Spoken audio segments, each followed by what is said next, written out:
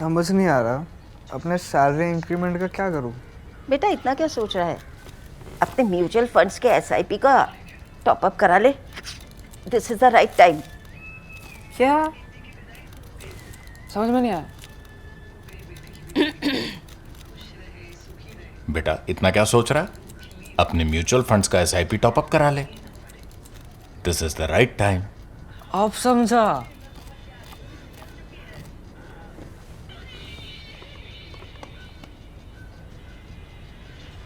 Mutual fund investments are subject to market risks. Read all scheme related documents carefully.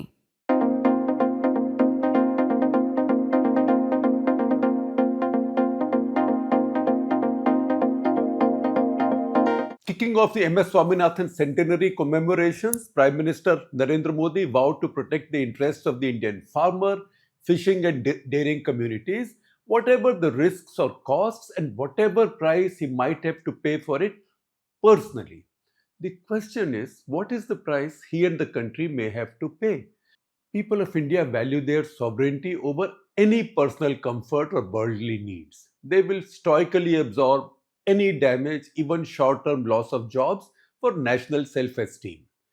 Think of shrimp farmers, basmati and spices growers, carpet weavers, hosiery workers and artisans, mostly in Gujarat, cutting diamonds, gems and fitting them into gold jewelry, all hit by 50% tariffs.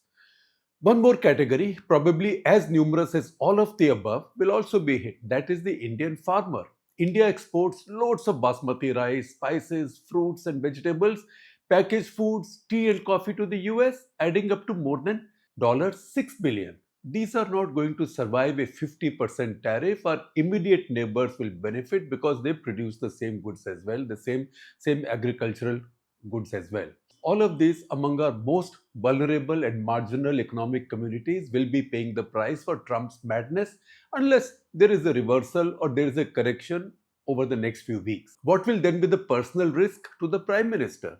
He probably means the pressure the US brings upon his government may destabilize it. Or if economic distress rises as a result, it will help the opposition build protests and make his life difficult.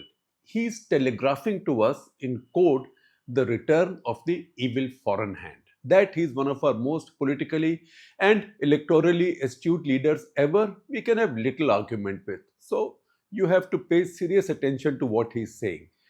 It is just that standing up to America is usually not a personal risk for a leader in India.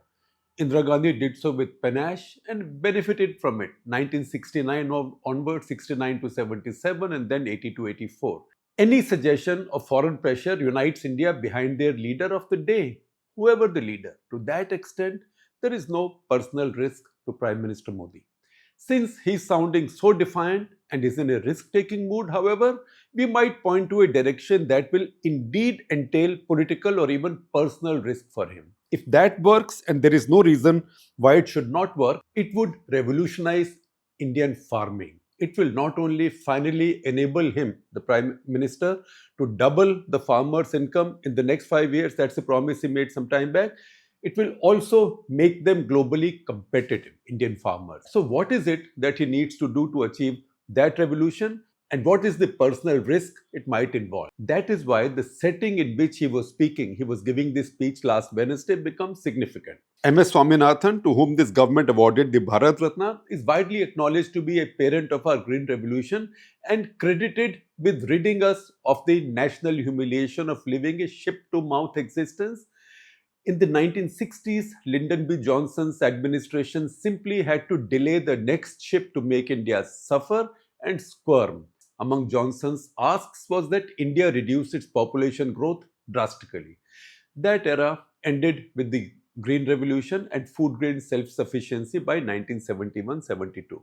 It is important to note the methods of Swaminathan and his comrades. Besides the great American agronomist Norman Borlaug, who worked with all of them, they had drawn widespread criticism and suspicion from the usual suspects, the activists, those days mostly of the left, and the communist politicians. At the release of Swaminathan's biography, written by his niece Priyambada Jayakumar, key panelists noted that there was a widespread fear of the hybrids and the suspicion that any mechanization will only benefit the rich farmers. That's why the Swaminathan led group of reformers set up the first field trials with small farmers. There is also the telling story of how difficult it was for Mrs. Gandhi's government to permit the import of just 18,000 tons of hybrid seeds for demonstration. This was in 1966, valued at rupees 5 crores. Everybody said, how can you do this? God knows what will happen with these seeds. Mrs. Gandhi held her nerve. There were risks if the new seeds brought in some destructive pestilence or if the experiment simply failed. Mrs. Gandhi was game, and her reward was India getting freedom from hunger and humiliation forever. High risks equal high rewards. Wartime risks are an inevitability. If a war happens in times of any leader, the leader has to take those risks. However, the boldest leaders are those who choose risks in peacetime. That's why an impetus, a push is needed. In 1991, for Rao and Manmohan, it was the balance of payments crisis. From 1999 onwards, for Vajpayee, the post-Pokhran sanctions brought that gun to the head. In the past 2 decades, we haven't faced a crisis of such dimensions. That, combined with the still high, though decelerating, growth rates over the past 25 years, has bred complacency. It is characterized by that repeated boast of the fastest growing large economy in the world, the fourth largest, soon to be the third largest, etc., etc., etc. Better informed people, experts, have been talking of dozens of sorely needed reforms in manufacturing, infrastructure, terms of trade, tariff reduction, etc. Each one is challenging, particularly in our governance system. Manish Sabharwal probably understates it by using the term regulatory cholesterol. This system is actually worse. It is still atrophied. So we cannot underestimate these challenges. It is just that none of them is of a magnitude that entails personal risk to the Prime Minister. Just as the earlier crisis precipitated dramatic reforms in Indian industry, finance, competitiveness, and technology, why not use this opportunity to launch a new generation of farm reforms? Truth to tell, sad truth to tell, Indian farming has generally trudged along as if in the second gear since the Green Revolution. That isn't good enough for India. If we hadn't been so lazy and afraid, Trump's pressure on our agriculture would not have felt so severe. The last really bold agricultural reform in India was the Vajpayee government allowing GM, genetically modified, BT cotton seeds in 2002, ignoring massive resistance from its own Swadeshi base.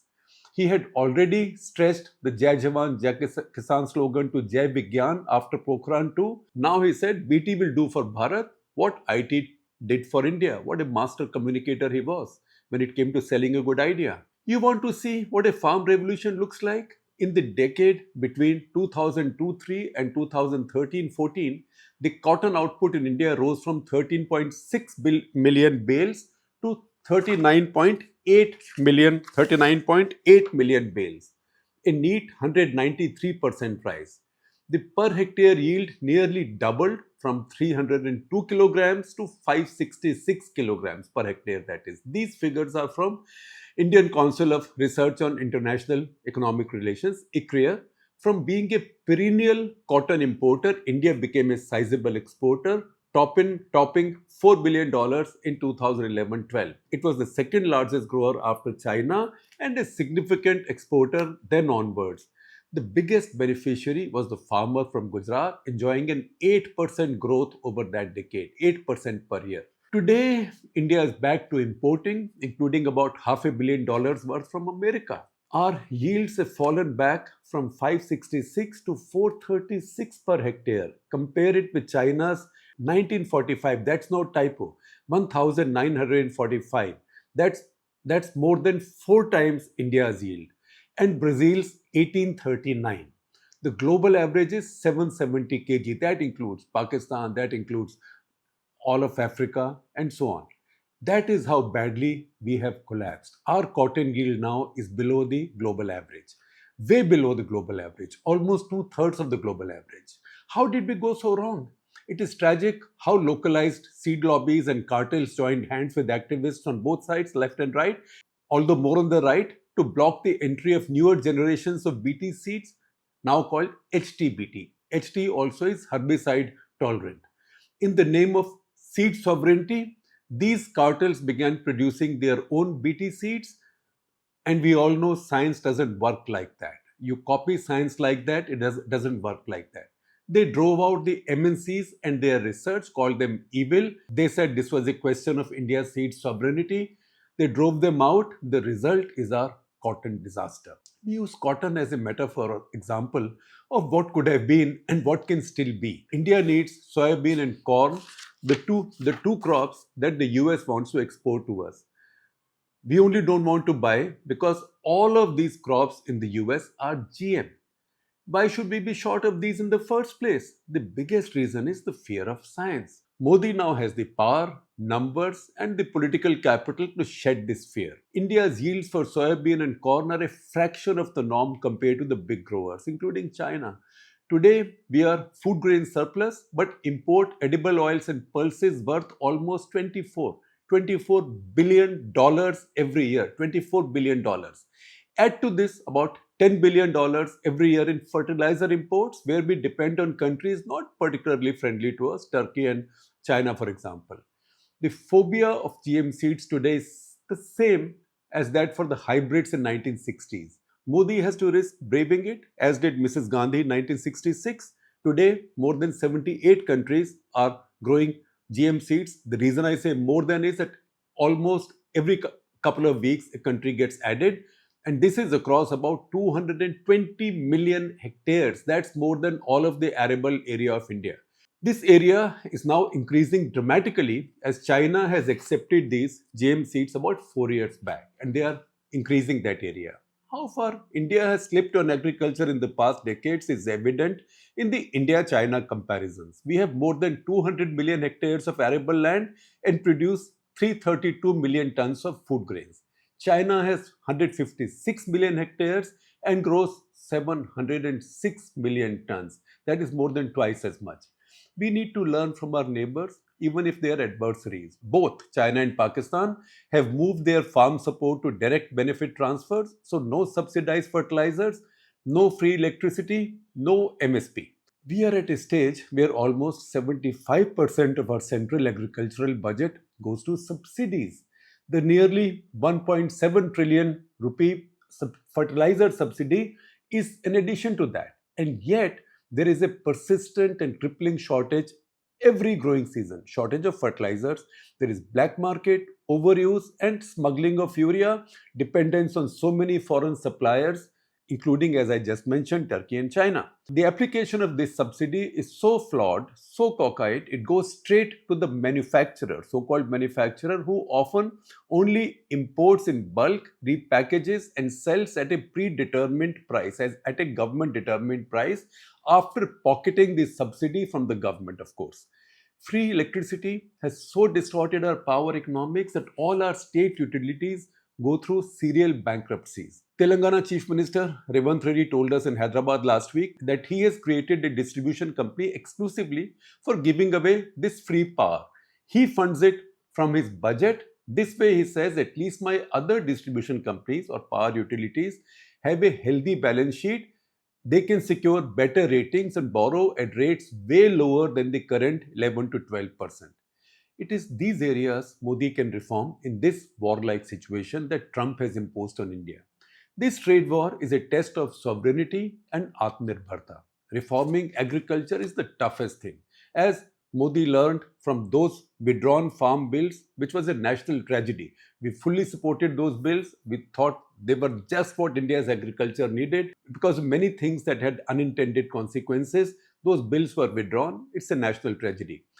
Farming contributes about 16% of the GDP, just about 16% of the GDP, but more than 50% of our voters are linked to it. So about 50% of your voters are linked to 16% of the GDP. That's why agriculture punches politically more than 3 times above its weight compared to its contribution to the GDP. That's why also any major changes with agriculture entail political risk. Leaders avoid it because the risk is personal and can lose them power. That's what Modi has to weigh to do the best by his country and its farmer. The Trump tariff crisis is India's opportunity for a new green revolution.